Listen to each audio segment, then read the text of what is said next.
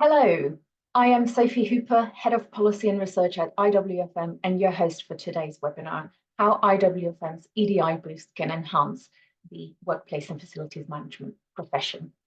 I am joined by a fantastic panel who between them have many years of experience in driving EDI policies and who we are fortunate enough to have on our EDI focus group. Before I let them introduce themselves, I would like to provide some brief context about why we are here today. And we're here today to talk about the Young Foundation research that we participated in and our updated commitment to EDI following the report's recommendations. So why did we get involved in the Young Foundation research, you may ask? And I'll talk about what the report tried to achieve in my short presentation, but there are three key reasons why we got involved with the research. Firstly, we wanted to understand better how, as a professional body, we can make the biggest impact possible for a fairer future for all. Given our position, how can we drive meaningful change, eliminating barriers and creating equitable opportunities for all in our governance, within our IWFM team, across our membership, and frankly, across all of the FM profession and sector. And with that, FM has got an enormous reach, frankly, reaching most parts of society. So it's quite an important task to really understand what we can do and achieve. So our initial journey showed that lots can be done, but what activity actually makes a difference? What creates an impact for people? Where should we optimize our strength as a professional body? Secondly, the collaboration really provided us with an opportunity to be part of something bigger, something we couldn't achieve on our own. And the project survey attracted over 7,000 responses, of which a fair few were IWFM. And it was just a fabulous opportunity for us to understand what good looks like and how our profession and us as an institute compare to other professions at their institute. And thirdly, which is very key for the profession and the sector, is that we have a people problem, which is really quite ironic for a profession that is all about people and letting people thrive in workplaces. So what do we mean by that? It's FM both has a skills and talent gap, and at the same time, the profile of the FM isn't very diverse. Across the sector, the frontline can show great diversity, while in other areas it might be lacking. And where we see diversity in the frontline, we very often do not see that fall through in management. There is an underrepresentation in management of that diversity. In short, there are barriers both to entry to the profession and to progression across our profession and in our membership. We therefore really have an imperative to understand how we can attract more people in this profession that is underrepresented by several groups. And we need to reverse the trend of more people leaving the profession than entering. Not understanding where we could shift the dial would allow the profession to diminish at the precise moment its expertise and competence is more needed for people, planet, and profit. One of our first actions when we started our journey 4 years ago was to establish the EDI focus group, the Equity, Diversity and Inclusion Focus Group. And each of our panels sit on that group. They are our critical friend in supporting and challenging us to do better and highlighting where some of the pain points are and how we should address them, with the occasional shouting. During this session, I will give you a quick overview of the Young Foundation research and what we are planning now as a result. And then we will have the discussion with the panel where we can draw on their experiences and expertise in driving the agenda. And I would really like to encourage you, the audience, to ask questions throughout. We will pick these up when appropriate. We will pick them up after the presentation. Can you please put your questions in the Q&A box, not the chat? And you are able to ask your question anonymously if you prefer to do so. But please just ask away and we'll pick them up when we can bring them into the conversation. So before we get to the presentation, can I please ask each of you to introduce themselves and explain a little bit why you are also on the EDI focus group? And Matt, can I please start with you? Yeah, afternoon, everybody. As it shows on the screen in my 1996 image, I'm Matt Chapman. I'm the Chief Exec of SBFM. We are a facilities management company that specialises in cleaning predominantly. I've been probably 15 years in the industry, if I include when I didn't realise I was in facilities management, when working in sports stadia at Arsenal Football Club. But I've progressed within the industry and I've seen how magical it is, but I've also really fronted up to many of the issues which I'm glad to see are picked up in this report. So I'll be happy to answer any questions at the end of the presentation. Thank you, Matthew. Colin? I feel like I should say something about my picture now, Matt. Yeah, that looks exactly like you. So I don't think the years have changed you very much. I describe this one as my cruise ship picture. If you were on a cruise ship, this would be like your entertainment staff would be on a board, and that's what I think that picture looks like of me. But yeah, I think I have changed over the last 7 years because that one's only 7 years old. I'm Colin Kimber. I am the Operations Director at Pareto Facilities Management. I'm also the co-chair of LGBT Plus in Facilities Management, and I sit on the EDI steering group for the IWFM. I've been in facilities management for 17 plus years now, after a career as a dancer and a dance teacher. I started at entry level and have experienced some very positive things, but also challenging things on my journey based on my diverse characteristics. And I have used my lived experience to inform how I shape things at Pareto and how I support people in the wider industry. And last but not least, Sharon. Hi, I won't talk about my picture. I was thinking mine was old, but it's not compared to yours. Both of yours. I am, so I'm Sharon Slinger. I'm Director of Construction Rainbows, which is a diversity and inclusion consultancy focused on the built environment. My background, I'm a QS by background, so I worked in construction and then in FM for Carillion, obviously before they went bust. I work with organisations across the built environment, so FM companies, construction companies, property companies, professional bodies, amongst other things. I got involved with the EDI focus group because I feel that the FM industry is so huge. We impact pretty much everybody's day-to-day life. And so therefore we can have a really big impact if we get EDI right. And I can see that IWFM, particularly Sophie, are really trying to drive this along. And so, yeah, any support I can give is really good to see. Thank you, Sharon. I had some difficulty with the sound in listening to you. I'm not sure if you can have a quick look during the presentation to optimize that. Right, I better get started with presentation, and I am supposedly in control of the slides now. We'll see how that goes.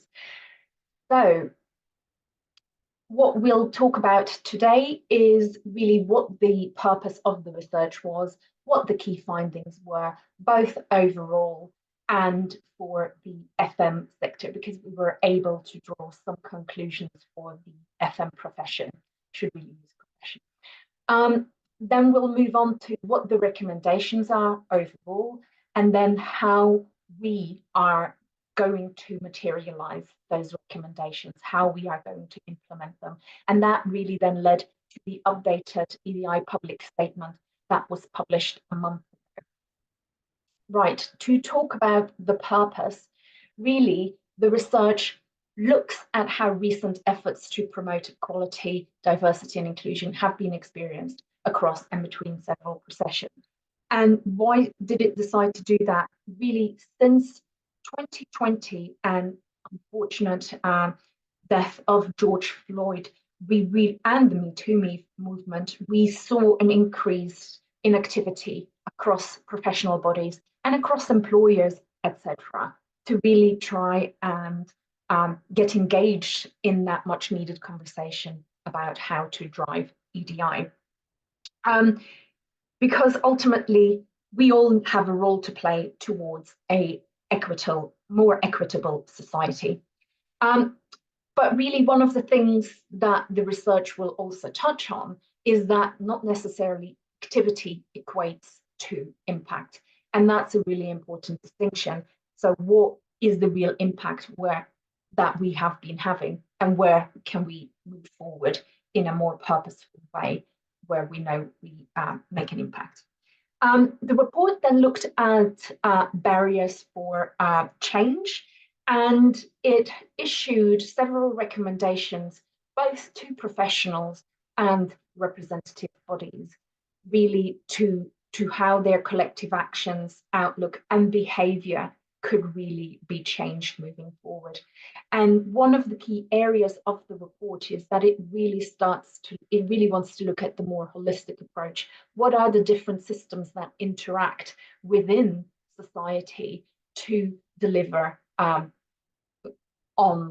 better EDI?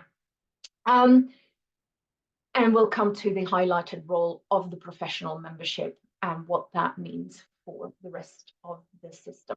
Now, as I already touched on, over 7,000 responses from to the survey across 12 professional membership and regulatory bodies.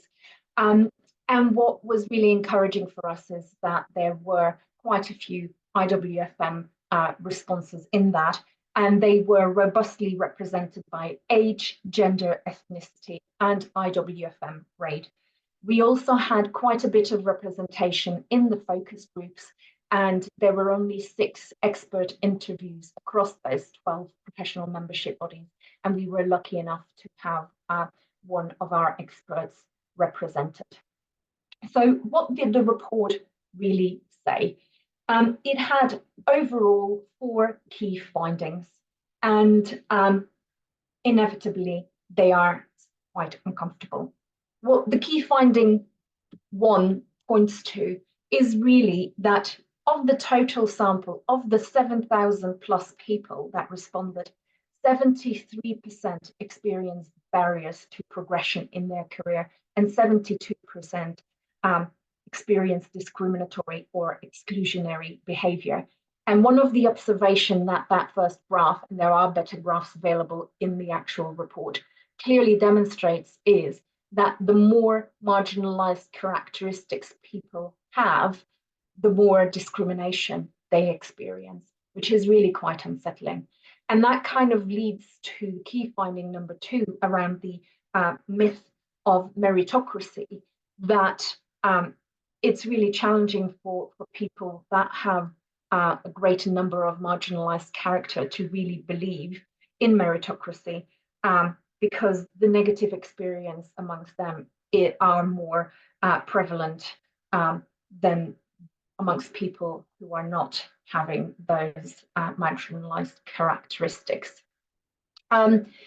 Key finding number 3 is less talk, more action. And I guess this relates back to the point I made earlier around not all activity equals impact.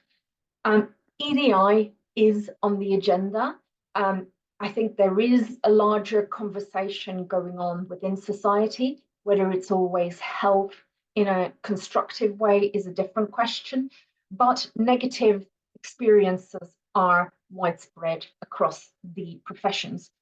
And that leads to more skepticism growing amongst professionals about the capacity of EDI efforts to really drive change, with a widespread perception that there is much talk, but not necessarily action, and what action there is not necessarily impactful.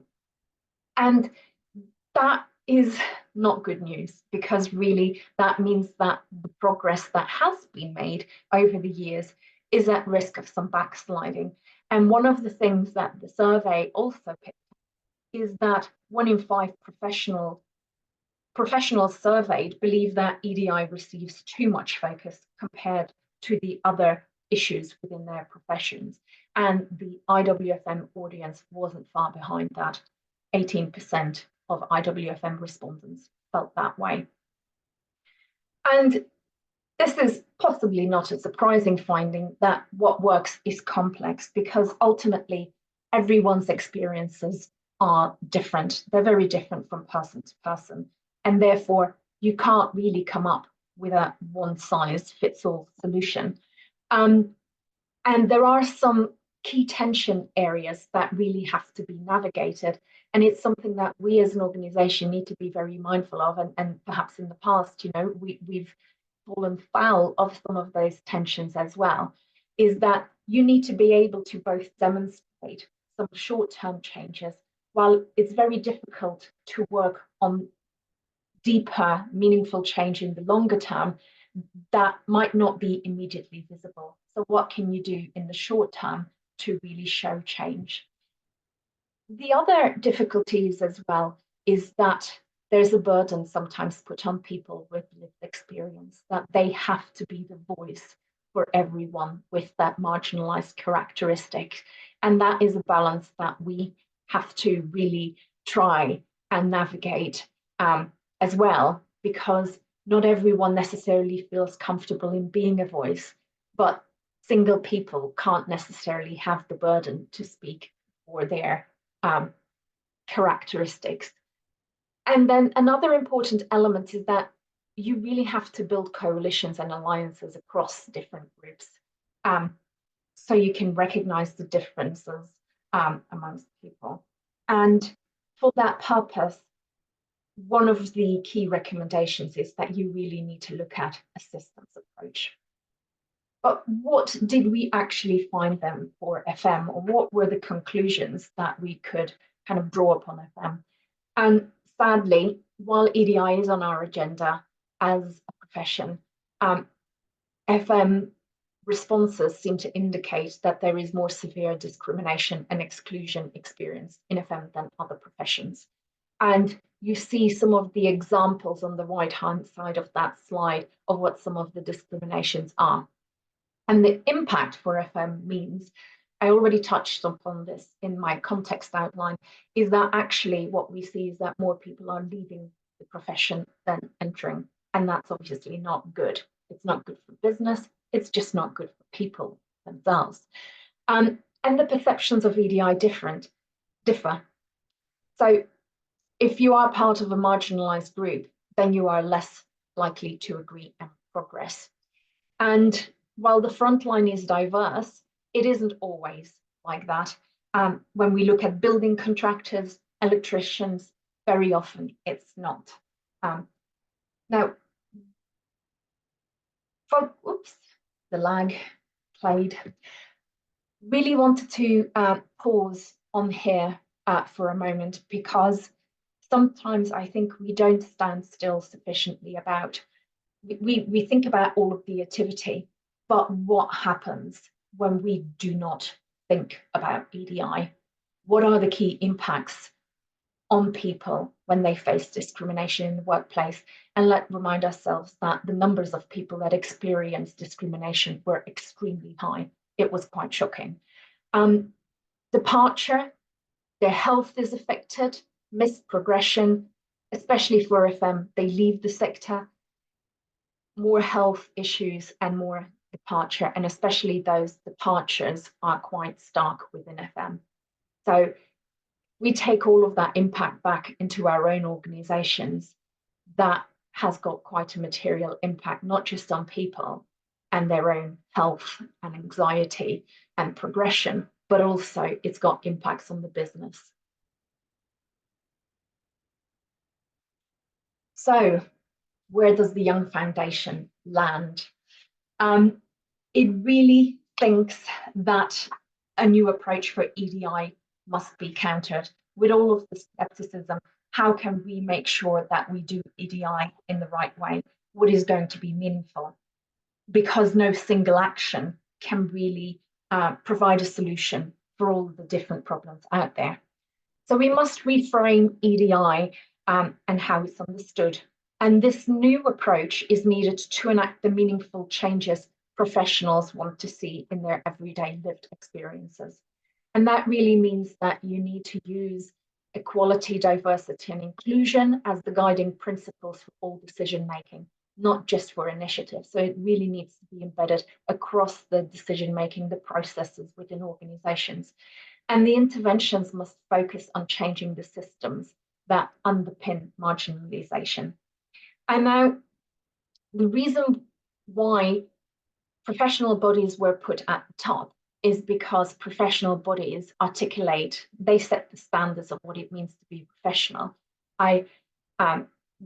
IWFM has got the professional standards in place. It outlines what good looks like in each component, and that really drives competence across the sector. And we therefore have the opportunity really to articulate not just how we define competence, but also where uninclusive behaviours could be defined as incompetent behaviours, and we could really drive system change. And it's part of that ecosystem because employers use these standards then when they hire and promote people, and they embed them in their processes. And obviously, our members, the professionals in our community, enact the standards to provide a more inclusive culture. This is a straightforward copy-paste of the report, and we will share the links afterwards when you get your email around where you can find the report. And we've also included these recommendations within our EDI public statement, and it covers 4 key areas. So for us as a professional body to really put EDI at the heart of what it means to be a professional, and that means it needs to be embedded in things like the codes of conduct, our professional standards, really building what behavior competence looks like, and ensuring that when we communicate, all our communications bear equity in mind.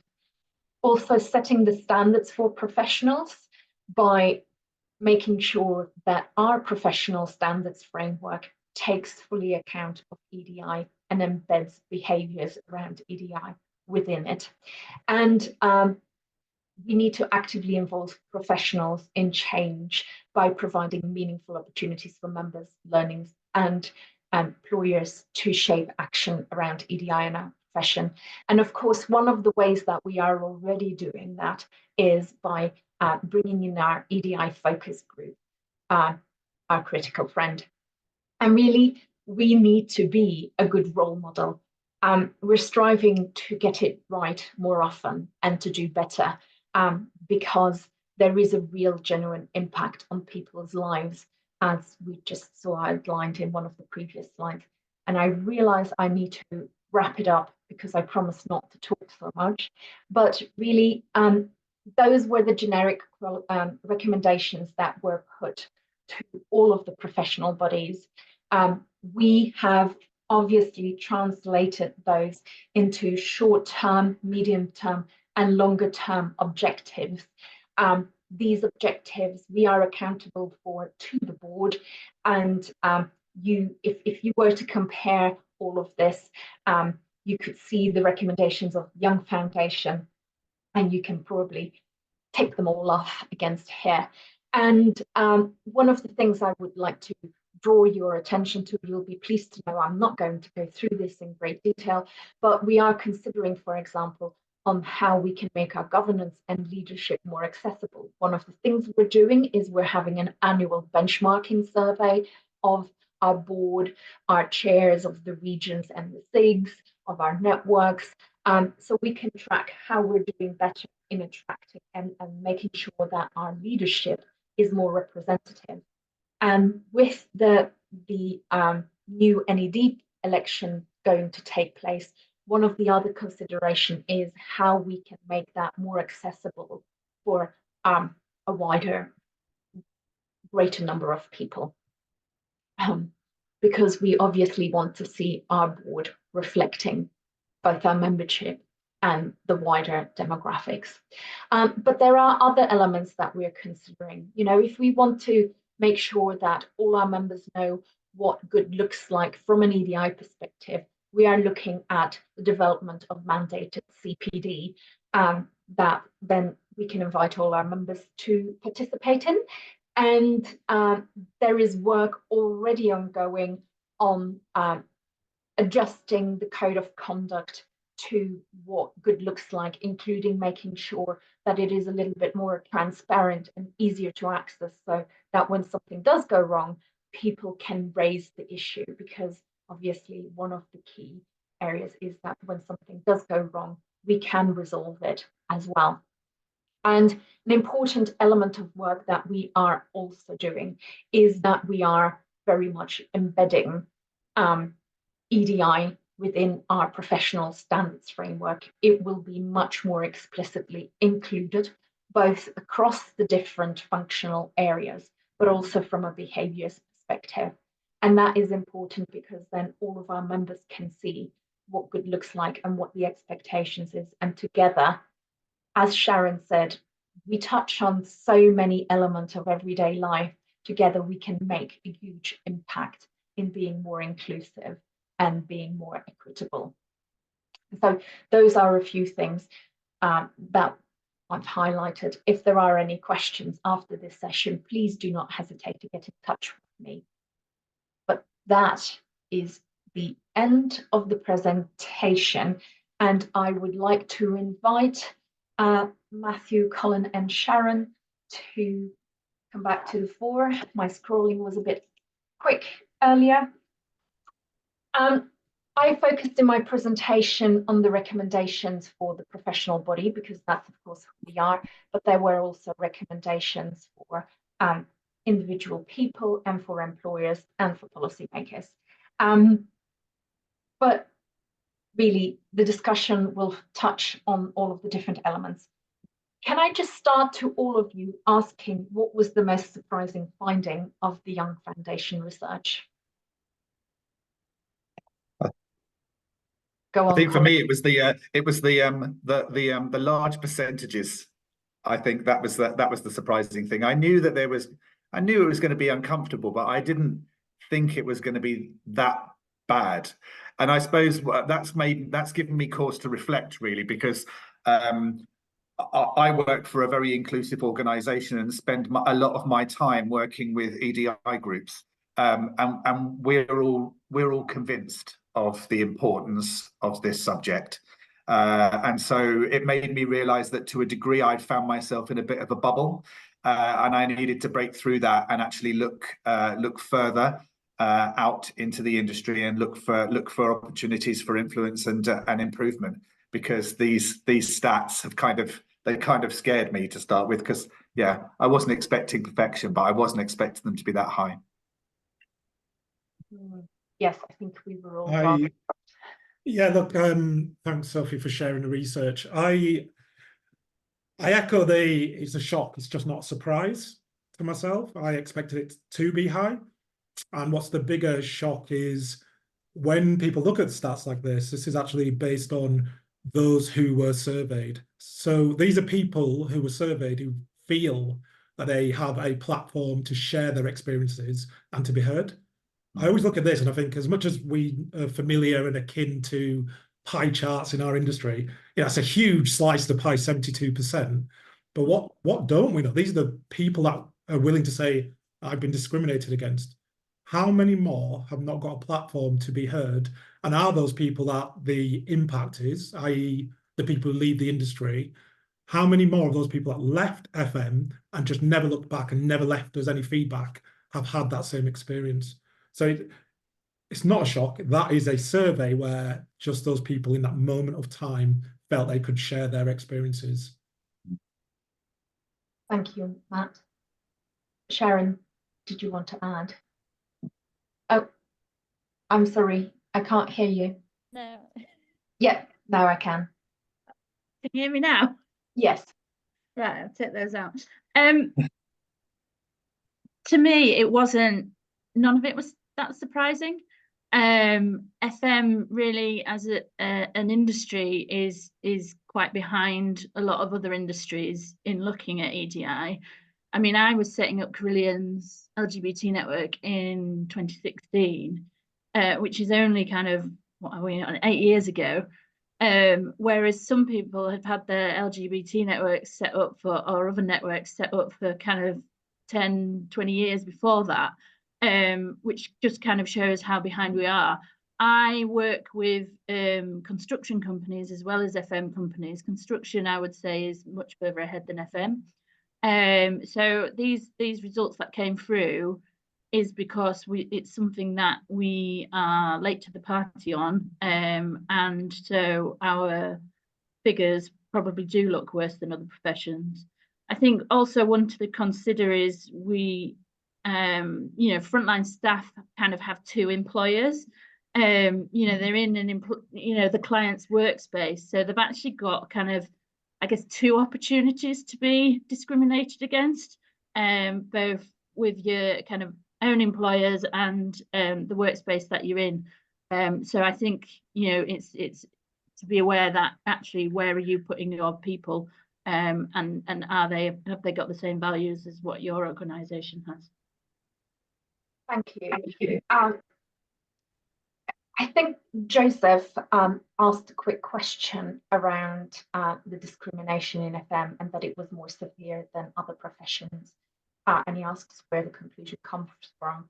The data has been compared against the other professional bodies members who responded, and therefore it came to the fore that the FM responses were more severe than the other professional bodies' responses. And I would say from a skills perspective, that is kind of consistent with what we are seeing in the industry. It's just that it hasn't necessarily been attributed specifically to an EDI, a discriminatory experience in the past. Thank you, Joseph, for your question. Please keep on asking questions. We talked in the presentation a lot more about the role that we can play as a professional body. There were 4 top line recommendations to the professional body. Which one do you think will be key to drive the systemic change needed?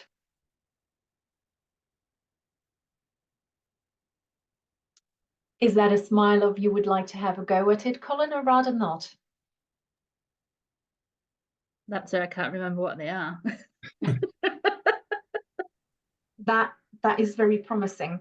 The 4 is 4 are. Let me just get them myself now. Put EDI at the heart of what it means to be a professional, and that basically looks at the codes of conduct and setting higher standards of professionals. That's basically incorporating it within the professional standards and then driving it through all training and courses, etc., qualifications, etc. Then actively involving professionals and becoming the role model for good practice. Okay, I would say the second one. I think what we do too little of at the moment, or at the moment we're doing a lot around education, and it's kind of a standalone piece, and we're trying to get people up to speed about why we're doing this, etc. And I think people can see, and that's probably where some people's comments come that like it's too much on the agenda, is because we have been focusing on that education piece. What we actually really need to be doing is changing kind of the way, the culture of organizations, the way that we assess professionals. We shouldn't have people at the top of the profession who are discriminatory, and IWFM have a real big role to play in that, and in the way that they assess their professions. To me, if somebody's got the IWFM letters after the name, there should be meeting a basic standard of inclusion, and I think that's where IWFM can really make a difference. Thank you, and that's of course something that is one of the main activities that we are driving forward. Colin. I think the first one's extremely important, like embedding it at the heart of the organisation and the infrastructure. I think a lot of challenges that people have with EDI, and maybe where the perception that there's too much going on, EDI is coming from is because it's always looked at as a separate thing. And I know that there is a need to look at it as a subject, but when you start embedding these the approach and the thought process and the qualities into your infrastructure, it kind of starts to normalize it, and people get used to looking at things with that hat on and considering that. I think that probably that, you know, I suppose I'm talking about people that are not from marginalized groups, like the you know, people that are not in those groups look at it as something separate that they need to think about, because people that are in the majority, they don't have to consider a lot of the things that marginalized people do. So the concept of having to think about themselves in terms of race or sexuality or gender, that's just not something they do. So it always seems like something other than themselves that needs to be considered. Whereas if it's embedded into the way that we operate and the way that we think, over time, people will become accustomed and comfortable and capable of thinking in that way. Thank you. Yeah, Matt? I mean, it's an easy answer for me to say all four are important. EDI strategy at the heart. So I'm thinking it's always difficult to change people's ideals who are already set in a way once they've worked in FM, as some people have for many years. But we can start for the people entering into FM. We can set our stall out clear and have EDI as a culture and an expectation.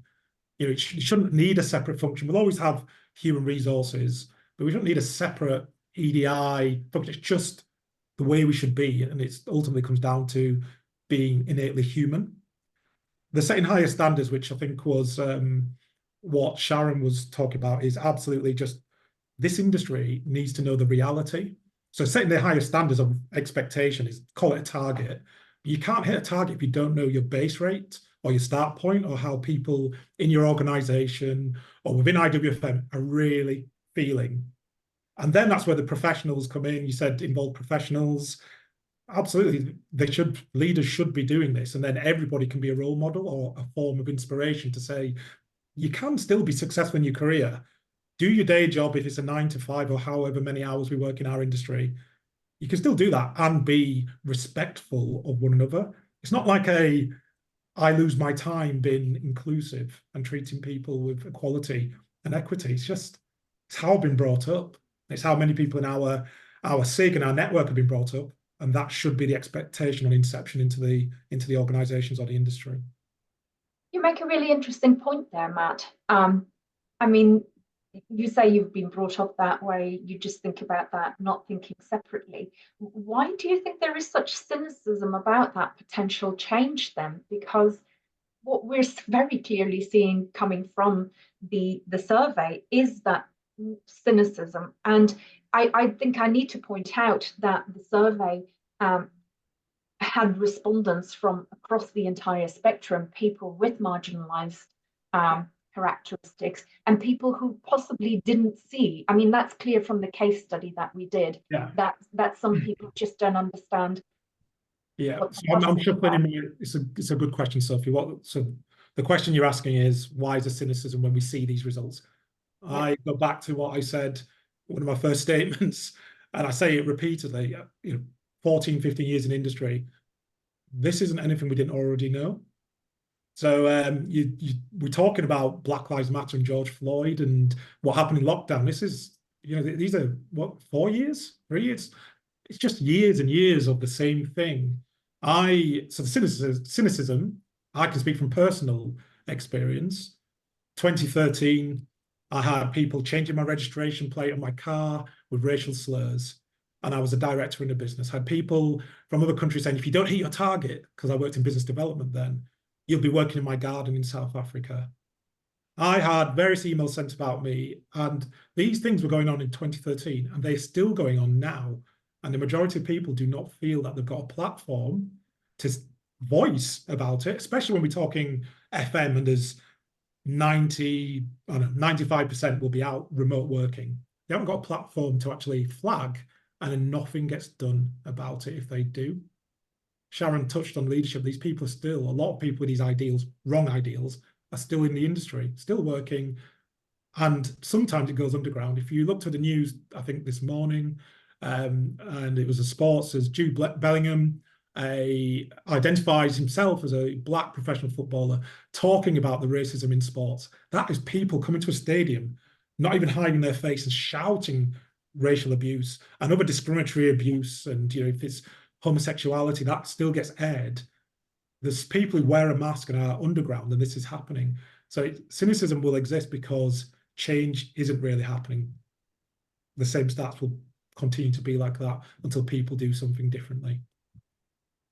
So there are a number of recommendations that this report is showing that we can do. I've shown what our objectives are in the short, medium, and long term, and, you know, to Sharon's point, embedding those clearly within as part of the professional standards, not kind of a standalone piece, but just what good looks like overall as part of embedded. What more can we do as a professional body before we start talking about the sector as such? Yeah, I mean, I want to see, you know, we've got all these committees and regions and bodies and things. I would like to see, and I know you've mentioned the NED election, whatever you call it, coming up.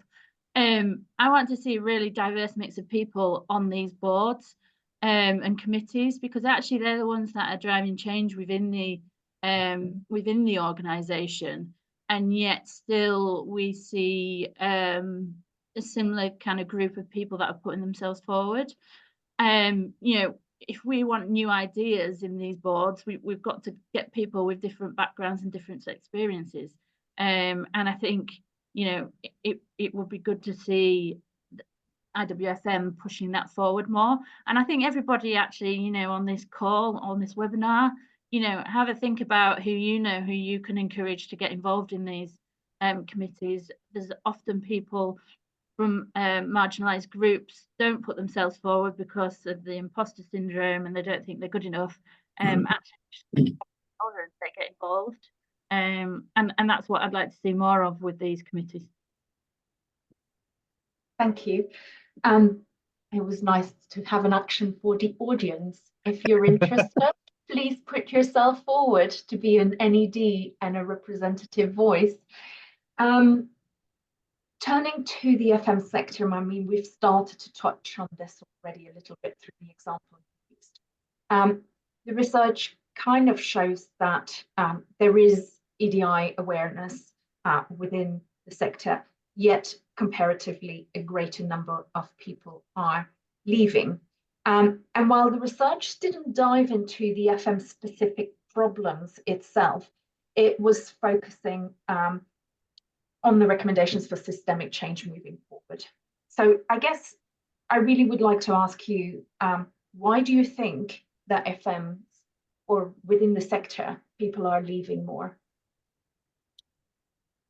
This kind of comes into the whole, like, that the answer to this is complex, isn't it? And I think that there's a bit of a change of culture now. I think that there's a lot more awareness around personal impact, mental health, work-life balance. All these sort of things are common subjects in society these days. And I used to see this more in the younger generations, where I would describe them as, like, you know, like auditioning organizations to see whether they want to work for them. But actually, it's a culture that's spreading now. I think people take a long, hard look at the organizations they work for these days and do ask themselves the question, you know, does this align with, you know, with who I am as a person? And if someone finds themselves in a situation where it doesn't, and they're constantly, you know, butting heads and rubbing up against a culture that doesn't work for them, then it does push people to look outside and find organizations that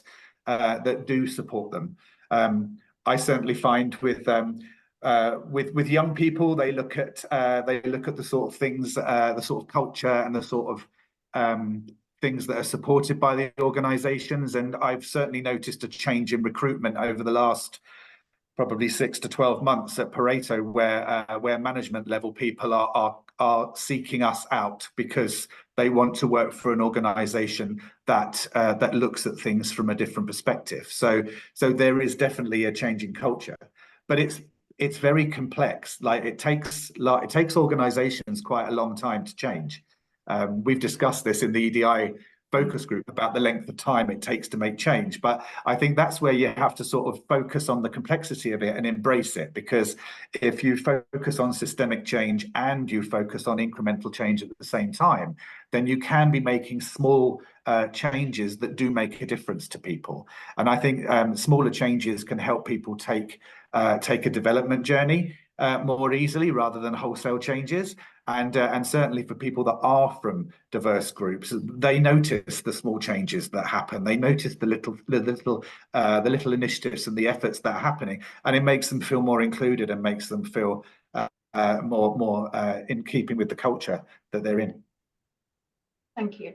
I just quickly want to come back to you, Sharon, actually, because you mentioned how you think construction is ahead.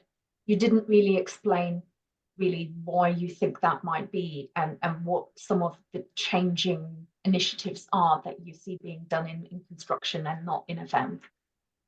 I think actually it's being, and this is how it's being pushed in FM as well, it's being pushed by clients a lot more on the construction side than it is the FM side, although we are seeing that more now in FM. But, you know, the big like HS2 projects, national highways, big public sector organisations have been asking more of their contractors for quite some time now. And that's given them, you know, a real focus area. So some contractors, you know, they might be, and don't get me wrong, construction's still got a really long way to go.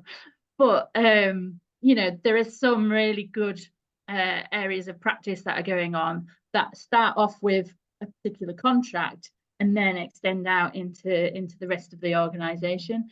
And I think we'll start to see that more, and we are starting to see that more with FM, again, probably starting with the public sector organisations.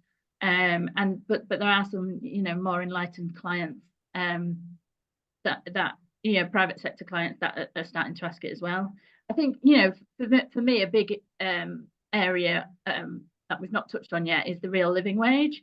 You know, that to me, if you've got a client who's not willing to pay the real living wage, they don't really care about their staff. And actually, you know, organisations should be making kind of a decision about whether they, I think Pareto, you've said you won't do any, you won't have any contracts that don't pay the real living wage, have you? But they have, like, you know, a huge impact on people, and it's mostly, you know, as we said before, the frontline staff are very diverse, so that's where it can really have a really big impact.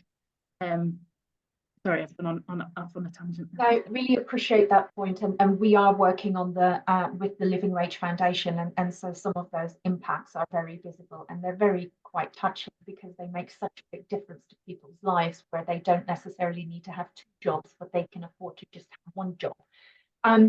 Now, there's some really good questions coming in, so I would like to make sure that we answer all of those, and time is precious. You talked about, Sharon, about clients driving some of the agenda, but I would like to bring in colleagues on this particular question around, you know, the 2 layers of potential discrimination for frontline staff by their own employer and their client's workspace. What should FM companies be doing to address DEI with their clients to ensure their employees aren't discriminated against in the client's workplace? And when should they do it? During the bid process. So how can you work with your clients to make sure that your teams aren't discriminated against? And how do you drive EDI in your contracts? Matt? Yeah, so it's a great question, because it's, again, lived experience, and I'll kind of set that scene. We've had clients who have fantastic values, great go-to-market consumer proposition, but yet they'll say, oh, by the way, we don't want your cleaners to be using our canteen, so they need to eat their lunch in the cleaning cupboard. Oh, by the way, you need to provide water for your cleaners. That water fountain is for our employees. The only way that we're ever going to change this is you got to stand up, you got to make a stance and say, actually, are they the partners that we want to work with? Mm-hmm. And ultimately, a lot of companies in FM, because you are right, and I know Pareto's model, we're predominantly cleaning. The market is predominantly national minimum wage, raised to the bottom. And a lot of clients who say that they will pay the real living wage, they really mean they'll pay it to themselves, but they'll outsource the problem to companies like us. You need to really ask yourselves, do you want to work with them? Can you challenge and remind them politely, because we have to be respectful, client to supplier relationship, but remind them that their values say something different to their behaviors. And it's hard because I've seen it where we've made a stance and the client just sees you as disruptive, but actually they didn't really value what we're about. And it won't change if people don't make that marker. So I think it's about standing up for what you really believe in. For us, it's we set our stall out right from the get-go. So we make it very clear in the industry who we are and what we stand for. When we go into any new bid presentation, there is always an element that talks about who we are and how we approach things from a social impact perspective. So I think because we've done that, it kind of sets a standard for conversations to happen against if they need to. There have definitely been a couple of situations that didn't move forward during the sales process because we identified that they were not people that we wanted to work with. And it kind of makes me very proud to work for an organization that's prepared to do that, because there are a lot of people out there that just chase the money, I guess. But sometimes things happen. I mean, we live in a world where you do need to be able to make mistakes. So like sometimes client organizations do the wrong thing or don't understand the impact of an action they've taken. And I think because we've been very clear and loud, I suppose, about who we are right from the get-go, it creates a space to be able to go and have a conversation and say, did you realize this is having that effect? But again, in my bubble, because of who we are, we tend to attract like-minded customers. So I would hazard a guess that there are probably people out there that would avoid working with us because it might force them to face some uncomfortable truths. Well, I think we've just heard the perspective of two companies that really are about that identity. Sharon, do you have some experience of where that might not be the case? Yeah. And how those organizations can turn things around, how they can do better?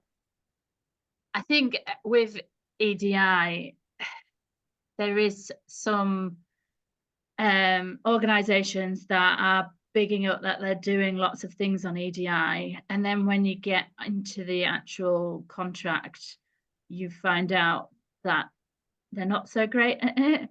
I'm not going to name any names, but this is a problem, and this is why we need to really dig into what people are doing and what the impact is doing, and how it's affecting. Too often with the EDI initiative focused on office staff, and the frontline get missed. And it's a completely different experience for frontline staff than it is office staff. And that's where we need to be ensuring that, it's probably easier in some respects. Pareto and SBFM are smaller organizations, and they're starting off, this is how we're doing it, and then growing. Whereas some of these larger organizations, they're huge, massive organizations, and it's down to individual people, not that, it's not the culture of the organization. There's the individual managers, whatever, who run their own section and can be doing something completely different to what the values of the organization are. And I think it's a bit like the Titanic, isn't it? It's hard to turn. Yeah. So I think, there are, in some organizations have really good pockets of good practice, some organizations, bad practice. And so I think you just need to be careful what people say on their front of their websites with their very well paid marketing teams. Perhaps that might be something for the EDI focus group to have a little bit of a checklist questions to ask when assessing people. And actually that's something we're looking at LGBT plus in FM, is how we can ensure that people that are corporate members of us are actually standing by the values that we have. And I think actually, you know, that's something we've not talked about necessarily for IWFM, but corporate members, how are you assessing theirs against EDI? Because we've very much talked about individual professionals. It is on the agenda. And I guess this is sometimes the frustrating part, isn't it? And that's one of the things that we saw in the research as well, that sometimes to have that long-term change, it takes time to affect it. There is another really good question actually that we get confronted with quite often. By the very nature that most of the people on this call have chosen to be here given the topic, there's a risk you're preaching to the choir here. Noted. How do you ensure that the message goes broader than those already with an interest? Can I know I've just spoken, can I answer? Yeah, give your opinion. I've got. Go on then, Sharon. Well, we did have a discussion in a pre-meet for this webinar about encouraging certain people that are involved in IWFM to join the call. You know, as I touched on before, the committees, the regions, whatever, it would be good for, you know, people to not mandate it, but, you know, actively encourage to get involved. Because actually, you know, whoever said that question, it's totally right. Often these EDI, we are preaching to the converted. We need EDI embedded in everything that we're doing so that people can't escape from it. And so, you know, like the IWFM conferences or whatever, they need to have an element of EDI in, so yeah, people can't get away from it. Yeah, sorry, but I was very similar view because, like you say, we did discuss this. Promoting events like this broader than IWFM, we're trying to attract people with the right way of thinking into this amazing industry. So that's one part. I think also and it's links to, there's a gentleman called Gary who's asked a really good question, which really links to this, is if you are a leader or perceived to be a leader of your organization, be held to account. So if you are a leader who is in an organization and a member of IWFM, this arguably could be a mandatory request to join this. Now I get people's calendars, but this is recorded and I'll be able to see it. But be held to account. If we are really measuring how people feel like this Young Foundation research, and someone does that same research in their organization, we do surveys to frontline colleagues separate to what we do to the head office for the exact reason that Sharon said. It's different experiences, completely different jobs. It's unfair to use a skewed report like some others do. Then how about we hold people to account when the base rate results in the organizations fall below expectation, as in things aren't moving forward, just like you would performance manage your business in other areas. Because we don't take EDI as serious as other aspects, especially the ones that are physical and tangible, because a lot of EDI you don't really see if you don't want to look. No, that's a very good point. And thank you for picking up on that question, because that whole, I mean, within FM, you know how to measure things, right? You know how to measure things, and then you can demonstrate your progress. And it's the same actually for driving the right changes within organizations. If you incorporate objectives as part of personal performance, then you can hold people accountable to the progress that is being made. But ultimately, in addition to CEOs and senior directors, and a degree of reporting is already taking place, the responsibility ultimately also lies across the organization, and it's upon everyone and every person to participate in this. And there's one last question that I would like to take before the timing will inevitably be up. Are you considering suggesting quotas for diverse members of the various groups you are discussing, like the Rooney Rule? And I think that's an interesting question, because does that start to talk towards positive discrimination, or are we talking about positive action here? Not that I would like to twist Joseph's words. So should we be considering quotas for diverse members of the various groups? I would say no. I would like to see the culture of these groups to be such that people want to get involved and feel that they're going to be listened to, because sometimes that doesn't happen. And, you know, encouraging people to get involved rather than saying you've got to have X, Y, and Z. And I think we can get there. It would probably be a bit slower, but it will make sure that we get the right people on board. Yeah, I again agree. Not quotas for me, just behaviours and expectations on people within the organisations. We have 4 values that were purposely made broad. So be a good person, play as a team, think differently, so growth mindset, and make a positive impact. We did that on purpose because anybody can be those behaviours, and everybody should behave within this organisation like that. We don't want to restrict with any other ways. We don't want to say, oh, we need X%. We just want people to behave like that. And if you can, you've got a place at SBFM. Yeah, I agree. No quotas. I think this is a great opportunity for IWFM to support the wider industry, actually, and sort of like rather than thinking about quotas, take a look at the makeup of our membership and our industries, and if there are gaps, ask ourselves why, and have a look at methods and activities that can make things like a career in facilities management more accessible. We're doing it. We focused a lot on gender and race and LGBTQ in Pareto, and this year we kind of realised at the end of last year in our inclusion strategy that actually we really hadn't focused very much on disability. And so that, you know, although we are carrying on with all the things that we believe in, the main focus on inclusion this year is disability, because when we sat there and asked ourselves the question, like if a disabled person wanted to come from work for us, where would they work and how would we respond to that? We didn't have a quick answer. So I think it's about, you know, I think for IWFM, it's about looking at, like, you know, if we've only got frontliners that are very, very diverse, then why is that? And what can we do to create paths for people to enter the industry and also to grow within it? Can I just add? I know we're running out of time. I'll run out of time, but this happens, doesn't it? Because we get going.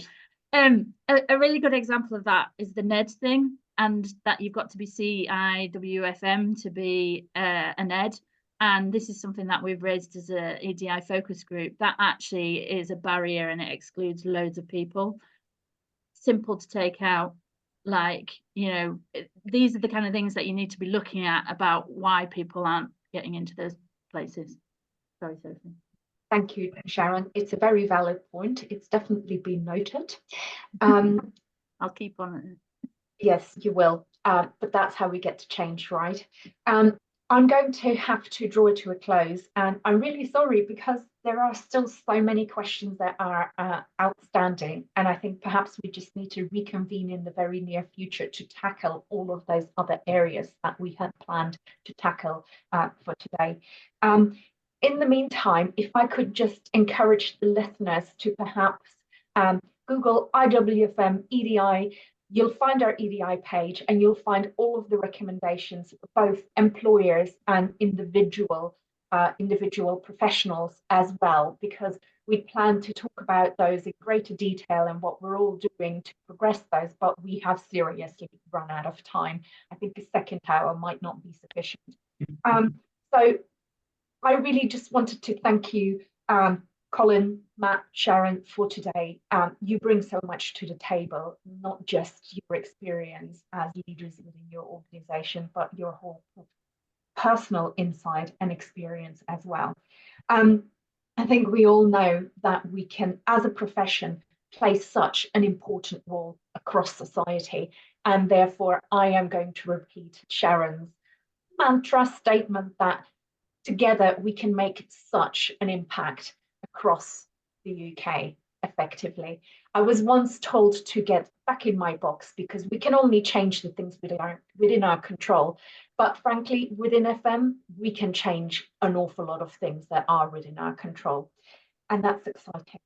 So thank you as well to our webinar support, and thank you to you, our listeners. You know where to go to for the EDI webpage.